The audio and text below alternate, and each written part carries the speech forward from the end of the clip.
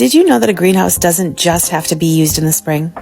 I'm located in growing zone 5A, which means that our growing season is pretty short. So I look for every opportunity I can to extend my growing season. Here's 3 things that you can do with a greenhouse that can help you extend your growing season and grow more produce for your family. Place hay or mulch around the perimeter of the outside of the greenhouse.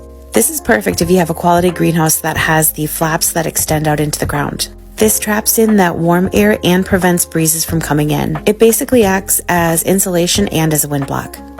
The next tip is to create a heat sink inside of the greenhouse. You're looking for any sort of big black tub or container, something that's going to hold a lot of water too. Throughout the day, the black container is going to absorb the heat and the water is going to hang on to the heat. And as you go into those cold nights, over time, the water is going to release that heat back into the inside of the greenhouse. And oftentimes, temperatures will hover right at or above the freezing mark for a couple of weeks, which becomes 2 more weeks or so that you can add to your own growing season. And a bonus, you can put seedlings right on top of that, and that way when the heat dissipates, it'll go to the seedlings first. The last tip that I have for you on how to use a greenhouse to extend your growing season is to plant directly in the dirt.